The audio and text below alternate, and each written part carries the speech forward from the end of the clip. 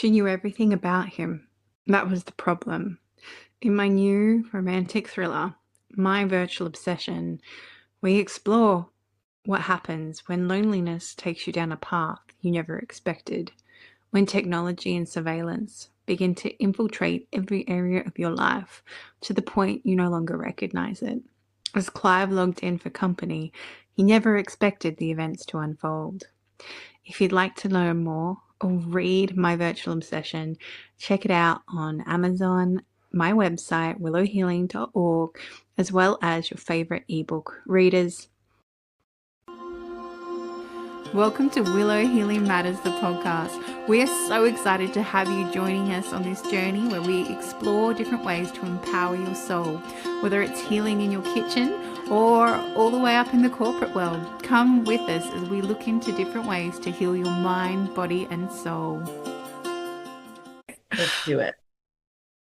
Hey everyone, it's Catherine Crestani with another episode of Willow Healing Matters, and today I'm joined by the beautiful Stephanie Banks. So she is a highly sought after intuitive channel, mentor, and guide who helps people connect on the soul level. She channels from the perspective of any soul currently on the planet, souls on the other side, purely non-physical beings such as spirit guides, as well as trees, animals, and Gaia. As a conscious channel, Stephanie is both the vessel to receive the messages as well as a guide to provide depth and context for the information coming through. She uses her keen sense of humor, love, and compassion to join her clients in their spiritual experience. A big welcome to the show, Stephanie. Thank you so much, Catherine. It's an honor to be here with you. How you came across your gifts and became such a powerful channel. Yes. Okay. So the way I came to channeling was out of necessity. I was struggling in my relationship with my mom, and that was because she had dementia. She had a form of dementia that affects younger people. For her, her symptoms started in her late 40s and early 50s. So we were, as a family, really trying hard to sort out what was happening, why her personality was changing, why her moods were shifting, why she was having disruptions in her memory. And while the doctors took years to figure all of that out, in the meantime, my relationship with her was falling apart. We were having so many interactions that were frustrating and disconnecting, and we were suffering. So lucky for me, at the same time that all of this was going on, the universe gifted me with a new best friend. And this best friend I met because we had our young children in preschool together. And she was a very gifted channeler. I'd never heard about channeling before. I didn't have any exposure to it. I didn't know anyone that did it. I didn't even know what I believed about it. And yet I saw this beautiful friend channel souls that were here on the planet and bring through the most incredible messages with specifics, with information, with guidance, with insight, with love. So I asked her, would you please, please, please channel my mom's soul for me? This is while my mom was still alive and while I was trying to sort out how I could salvage our relationship. And so my friend did. She channeled my mom's soul. I got a chance to ask my mom, what do you need from me? What are our souls here to do together? How can I be in greater service to you? How can I also take care of myself? Because I was really finding that I was losing my connection to me within the dynamics of trying to help and assist her.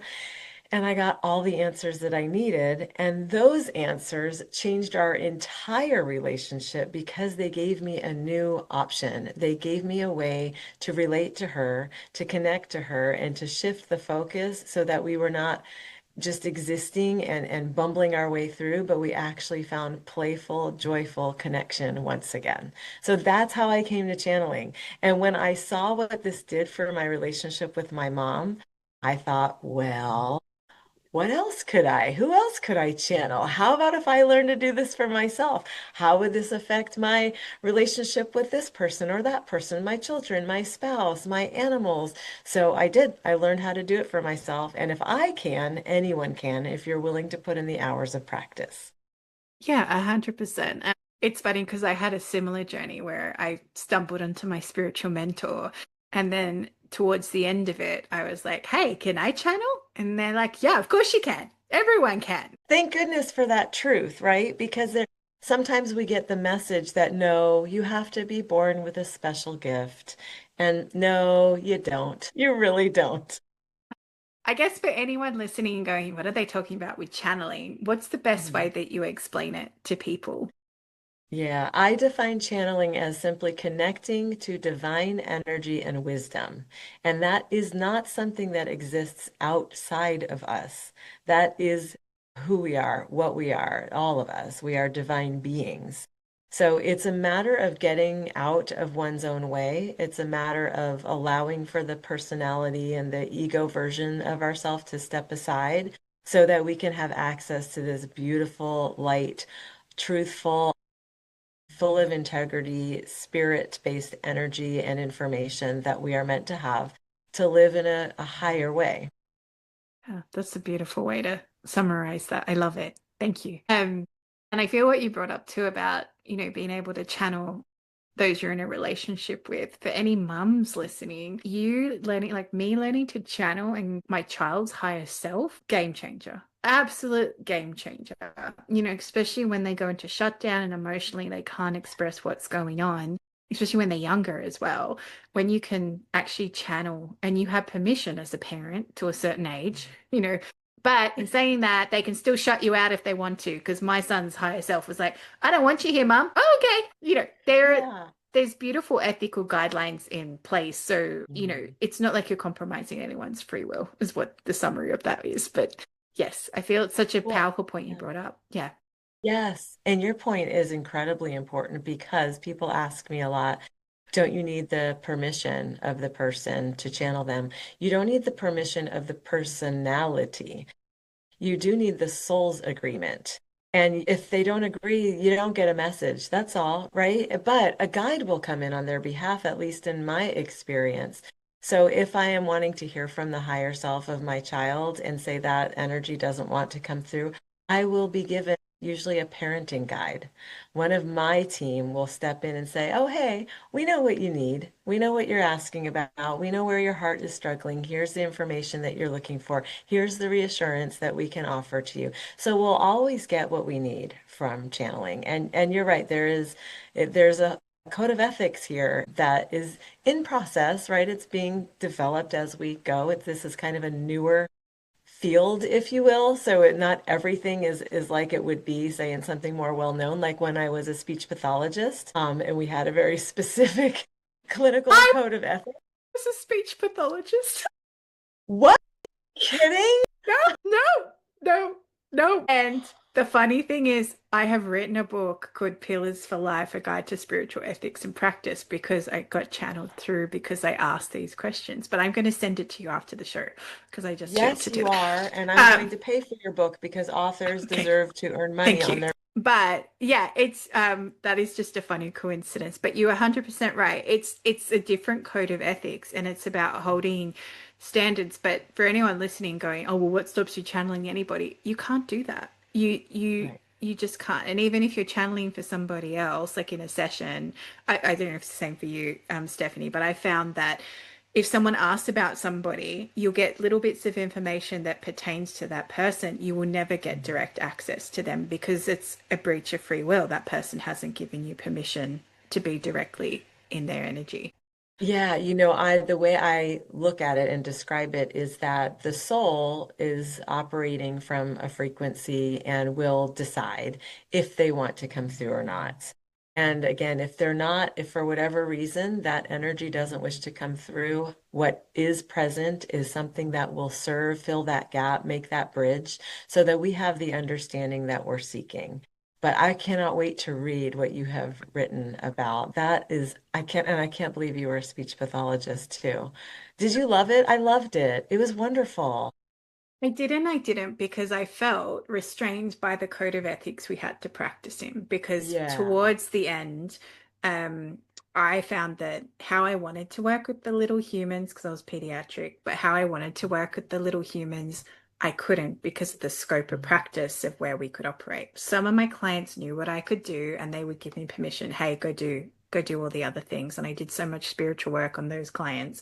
But at the Mhm. same time, the other clients where it's just like, hey, I'm just kind of getting this intuitive hit that maybe you need to go go do these sorts of things or go get these supplements, and they would just dismiss it because that wasn't my role, that wasn't my perceived kind of thing. So it was actually quietly killing my soul, which sounds really weird, because I wasn't able to be myself fully in that role. Whereas the parents who let me step into that, they were my favorite because I just Yeah. got to be. And it wasn't till I started listening to the telepathy tapes, I'm plugging another show, but that I went, my goodness, no wonder when those parents were like, how do you understand them? And I was like, what are you talking about? They're so easy to understand. It was actually using telepathic gifts to understand them, not just what was happening in front of us. Yeah. That show, the telepathy tapes is changing everything because it is showing people what's actually possible. And again, this is human potential. This is not for a select few. All of us can connect on this level. So I just really want to encourage people to that because if you have a desire to, you can study, practice, learn, and really get closer to receiving divine messages, to channeling being that you wish to hear from or that you want to connect with from the highest love. I tell people that I'm channeling from fifth dimensional consciousness, and that is unity consciousness, and that is what assures the highest vibrational loving frequency. Anything else, I'm not teaching that. I'm not going there. It's just that it's not for me. Everybody channels a little bit differently. But this is how I know that love is assured and love is coming through. And therefore, my job is to maintain myself as the highest vibrational frequency so that that there can be this ease of transmission of information that comes through.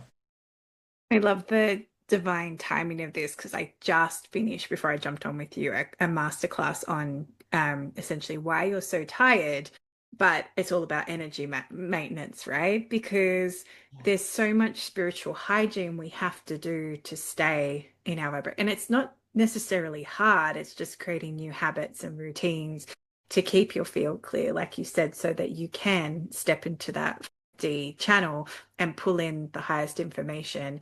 And also, I find the more you step into it, the less doubt you start to have. Because when you start the journey, you doubt everything. Well, that was me. Everything. Yes. You're Yeah. like, that can't be true. I don't know about that. What? What? That doesn't make sense. And then the person's like, oh, yeah, that happened to me. You're like, say what? Yeah, Yes. Yeah. yeah, I agree. It took some years before I felt just a wee bit of confidence that maybe, just maybe I could do this for someone other than my friends and my family. And it happened in the carpool line actually, where all great things happen. And I was sitting speaking with my guides, waiting for my kids' school to let out. And I was looking for another teacher. I had just finished a series of classes and maxed out with that offering. And then, I mean, as a student, I had finished the classes and I was asking my guides, who's my next teacher? Like, where's my next workshop going to come from? And I heard them laughing, like, oh, honey, you're done with the classes for now. It's time for you to serve. You've learned a lot enough, you've practiced enough, you know enough. It's time to show up and serve. And I got this like chill of, could that really be? Like, could that be that I'm actually ready? So I said to them, if that is true, if you feel that, if you believe that about where I'm at right now, I am willing to serve, but I do ask that I have an entire system of protection, right? Like, be my gatekeepers. Assist me with selecting out those that are a vibrational match or higher than me. I'll happily channel anyone in a higher vibration from me, but at least where I'm at, because I knew that my sensitivities would be so really hard if I was channeling for denser energies or if that was coming through. It would take me a long time to recover. And who wants to do that? Well, I didn't want to do that. Maybe some people want to do that. Hmm. And they said, "Yeah, we got it. We got you." And they have been the most phenomenal gatekeepers and the only clients that I have seen that were a poor match for me. I can count on one hand, and every single time my guides said, "Not for you," and I overrode it. Yep. Yeah. And it's even like, you might reach out to clients to check in on them because I assume it's the same for you. Like you kind of go, hey, check on this person. You'll just kind of Yeah. get that, like, because you're in your field. So it's like, okay, I'll Yes. send them a message. And every time I'll get back, how did you know? How did Yeah. you know? I'm like, and I laughed because my auntie rang, a little while ago, and she said, "Oh yeah, I just got back from Greece," and I said, "Oh yeah, did you find the tree?" She goes, "How did you know that I had to find a tree?" And I said, "You're asking your intuitive psychic niece how she knew that," and she just lost it. She's like, "Oh yeah, no, I did find the tree," but It's just funny how information drops in your field when you have a clear channel like that. And then people go, how do you know that? I But know. I think it's really interesting too how you said sometimes when you get the no and you try and override it because your ego is like, no, it'll be fine. Mhm. And then they end up being the most energetically draining people that come in. So even me, I dabbled in medical intuition because I could Mm. feel people's pain. And when I started working with people, I'm like, oh my goodness, I don't want to work with people like this. They're all stuck in their Mhm. victim mentality. They're not actually looking for a permanent solution. They want that quick fix. I'm like, I don't want these people. I don't want to do this. And my guides are like, yes, but now you've got this skill set and you've got this skill set, but it doesn't mean that's what you have to do. And I was like, Right. oh, thank you. Yeah. Thank you for Free that lesson. will. Yes, free Free will. will. Yes. I keep hearing, ask her about her book. I have to ask you about your book. Okay. So, So I'm listening for if they're telling you to ask me about the book I wrote. No, I wrote a book on my journey through with my mom through her dementia. It's not a spiritually oriented book, however. It's a very pragmatic, practical thing from a speech pathology and daughter perspective. So if you have a loved one with dementia, it's a great book. You'll get a lot of value from it. But and the book I'm working on right now is about my lived journey as one who came into channeling in the way that I did and the unbelievably precious souls that I have had the opportunity to meet and work with in this lifetime and showing people how simple, really, really, it's so simple to channel. The hardest part is to get out of our way. The hardest part is to lean into self-trust. The rest of it is just always, always present. It's there available to us in every single breath. So, and I don't mean to minimize that it is really hard to get out of your own way. It is really hard to trust oneself, especially in a culture that is giving you every reason not to. So, yeah, but that's the book that I just completed. Who knows how many rounds of edits I've done, but it's just about ready to be a complete it's manuscript. about to be Yeah. born. It's about to be Yes. born. How exciting. I feel that's such a powerful thing, like getting out of your own way and also Yeah. trust. That's my lesson this lifetime, and I know it is. And it's like intuitively, I don't feel that. And it's like I have to keep coming back to me, and then when you're trying to explain it to other people, like, why aren't you doing that? It's like, I'm just getting a no, I'm just getting, and then sometimes months later, you're like, oh my goodness, I'm so glad I left that when I did, or I stopped doing that when I Yes. did, or I stepped out of that when I did.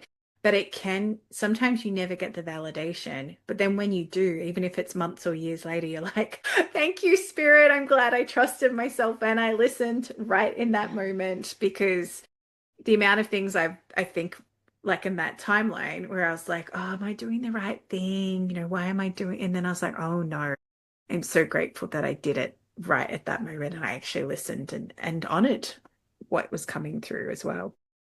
I was just thinking that today, like I was reflecting on this a moment in my life because something just completed, something really big just completed. And I was scanning for, do I have any regrets at all, like with regards to this? But then let me just extend it over the lifetime. And really, I don't, and it doesn't mean that I've lived some sort of perfect life. It's just that every decision that I've made, whether it was predominantly oriented to avoid pain or fear or whatever, or full on like heart-centered moving towards something that I didn't know or understand fully yet, it's led me here. And I'm so happy to be here. who I am, how I am, the way I relate to people, the journeys I've been able to take and that I will continue to bring forward. And yeah, it's such a grateful heart. New take on regrets. What if we don't have regrets? Because every decision that we've made has grown us to the person that we're able to recognize now. Yeah. And it's that whole thing, like, if you look back, would you change anything? It's like, no, Yeah, because if you change that one thing, maybe you wouldn't have met your partner, or maybe you wouldn't have had your absolutely. child, or maybe you wouldn't have ended up with that opportunity. And it's so powerful to just, okay, thank you. Thank you for this experience. And sometimes it's nice to just go, all right, there's a bigger plan. I can't see it just yet. I always say thank you for the good I cannot see, because Yeah. sometimes, especially when you're in that in it, when you're in it, you're like, I know there's another side to it, but sometimes it just would be nice if you just sprinkle some things, and then sure enough, all the signs will show up and you're like, okay, I'll just keep going. I'll just keep going. I'll just keep Yeah. going. Yeah. Yes, that's beautifully said. Yeah. Um, when do you, okay, they're saying, when do you feel your book will be birthed? Holding my feet to the fire. Okay, so I'm quite confident my book will be birthed within a few months. I feel it'll Yeah. be by the time this episode comes out. If end of May, there you go. Yeah, that sounds about right. That does feel like the timeline that is appropriate for how my life is, the container of my life right now. And also just the right alignment in terms of the time of year and the passage of time. And yeah, I went through a major transformation recently. I moved back to my childhood home, the actual house where I grew up. I moved back to it. And being here in the presence of, you know, parents who had their last breaths here. Like it's a very sacred thing that I just did. And it was months long of preparing the home and preparing myself and preparing my family and the space and all many people were involved in creating this opportunity for me. And now I'm here and I'm realizing, oh my gosh, I'm so different. I get to know myself in a totally new way. I am a different person than the one who lived in that house last. The one that I left. I am a different person in the way I'm relating to my parents who are both on the other side. It's wild and beautiful and incredible, and we get to reinvent ourselves any moment we wish. 100%. There's no point where you can't go, okay, I'm changing that. And even, Yeah, from a timeline perspective, where people are like, oh, but we have fate and destiny. It's like, no, you can change. You have free will at any point. You can say, actually, I don't want that timeline anymore. I'm choosing a better one, or I'm choosing a yeah, higher one, or I'm choosing to do something different. And there's no reason you can't do that, like you said, at any point. And even you going back to your childhood house, it's interesting because when I go back to my parents' house, I don't feel like I even grew up there. It's just like this weird thing. It's like, this was my room, but I don't even feel like I was here. Like it feels like another life, like you said, another version of you, yeah, right? And yeah, it's because once the past happens, that's the past becomes the past. It's just gone. Like, and yeah, that's what I feel we get so stuck on as humans and in our heads. We get stuck yeah. on living on all the past, where it's like, well, actually, it's done, it's gone. Right. Like, move forward now.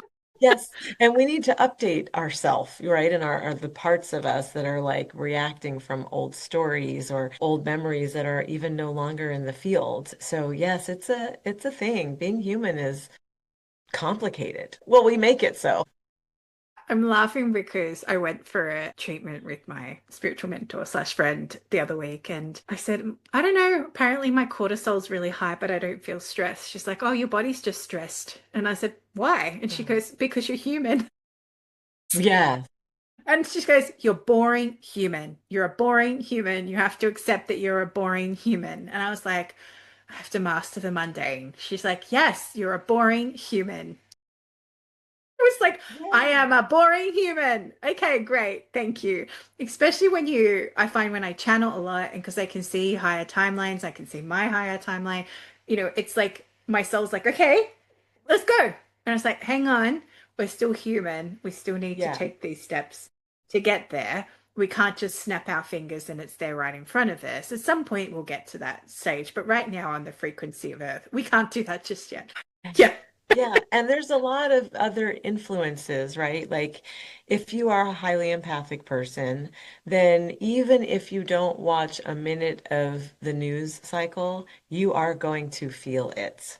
And that can be very disorienting if you don't know that also your body, your energetic field is reflecting what the collective is experiencing. And it is stressful right now. So boring human or not, if you're not feeling it, I'm going to wonder if maybe you're a boring robot. Well, there are some of those, but that's another podcast. My friends and I call them NPCs, the non-playing characters. Yeah. And it amazes me how, like you said, even if you don't watch I'm a person, I can't watch the news. I don't buy into any of that. Even social media, I'm very selective what's on my feeds and that sort of thing. Mhm. But it's really interesting when an event happens and you look around you and you're like, how are you not witnessing this? Like it's in front of us in our face and you're not Mhm. feeling the impact of this. How is that going on? And it's almost like this complete disconnect. And that's why I call them the NPCs, because it's like, oh, they don't even know, they're so disconnected from themselves. And circling back to channeling, the more you connect with yourself, the stronger you are can connect with channeling. And the more that you can do Yeah, that, but you have to unpack the layers and stop being so numb as well. absolutely. Yeah. And channeling is it's a beautiful thing. It's love, right? That's people ask me, what does it feel like when you channel? It feels like love to me. It just feels like warmth and holding and protection and care and insight. Who doesn't want to spend more time in that space? I do. And it's fun. Like Totally even fun. even if it's a serious matter, like there will always be some sort of lightness and humor that comes through. Well, that's for me anyway. But Absolutely. yeah. And I always love that if you're channeling, like for somebody and their guides are coming through, their guides always reflect their personality. Like it's just, I, I have this one client and she swears so much. And I said, okay, I'm just going to repeat what they're telling me to tell you. And I know it's definitely your guides because the amount of swear words I'm about to say is not me at all. But if I don't say it that way, it won't resonate with their soul because that's the message Mhm. that needs to come through. But it Yeah. still cracks me up. I'm like, these are so your guides. I have no doubt. And it can be fun to have colorful language now and then. It can, but even some of the expressions that come through as well. And I just sit there and I'm like, okay, it's like these are their words, not mine. Let me just emphasize this right now. And I feel to ask quickly before we start to wrap up. They're telling me to ask about Gaia. So, what's Mhm. it like channeling Gaia and Mother Earth? For me, because I'm so deeply connected to her and because I feel her suffering, it's a mix, right? There is such a devotion that I have and a depth of love that when I channel her, she's only bringing love, but I am actually feeling the destruction that our human behavior is causing. And so to me, this is a very hard weight to bear. And I am in service, deep service to the other side of this, where we are repairing, where we are replanting, where we are regenerating, where we are in reciprocity and harmony with her, with all life for all time.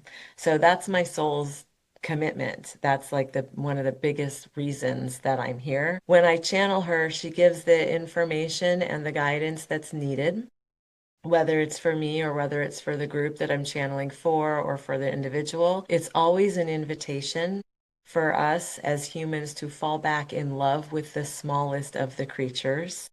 She knows that if we can awaken to notice the tiny among us, there is so much space there for us to care and to protect and to awaken and to love. And so I know that she knows what's possible here for humans in our awakening. And it's not, people, well, isn't it all just fine with the earth because she's just transcending, right? She's just transcending. And I'm like, no, it's not all fine with her. You cannot poison and destroy over and over and over again your mother and expect that she's going to just transcend that. No, we have to heal this relationship. We have to show up in service. to she who gives us everything, and stop seeing ourselves as separate. It's the humans and then it's the natural world. No, humans are nature. We are made of the very same things. So this is my soapbox on it. And my call is for all of us to come into greater service. Feel what breaks your heart and serve into that. That is why you're here. Don't go numb. Don't look away. It's very painful to bear witness to the species that we're losing every second and the life that's being destroyed every moment. And this, of course, could be reversed. Of course, this could be ameliorated. And it's going to take awakening. So this is what's necessary right now. This is what I get from Gaia. And while she may not have an urgency to her, I'm happy to bring that. It's an urgent matter. We need to respond now. Yeah. Amen. And thank you. Thank you. Yeah. I understand now. I had to ask you that. Thank you. Yes. Thank you. And on that heavy note, beautiful heavy note, Note of possibility. it It is. doesn't have to be heavy. I know I'm strong in it because I want people to really understand. But we have a more beautiful world that's possible. Many of us are already in service to it. We can't imagine it, therefore we can't achieve it. So come back into love with your mother. Amen. Thank you. And as we start to finish our time up, I asked the guests that come on the show, if you could heal or change something in the world, what would it be? It would be how humans relate to the planet. Perfect segue, right? Definitely, definitely. I had a guest on many episodes ago, and she said the exact same thing. We are nature. We come from nature. We are one with nature. Every time we hurt nature, we're hurting ourselves. And it's such a Absolutely. powerful thing to remember. And if people want to come and work with you, Stephanie, or find your books or tune into your space, where can they find you? They can come to my website, soulinsight.com. I also do have a presence on social media. It is at Stephanie Intuitive Channel. Beautiful. And I'll make sure to put those details in the show notes for you as well. But this has been such a beautiful conversation. I love how many parallels we have in our life. I can't even predict these things, but Spirit has a way of putting this together. So thank you, Stephanie. I truly appreciate your time and your insights. Thank you so much, Catherine. I know that doing this show is a labor of love, and I very much appreciate what you invest in it. Thank you.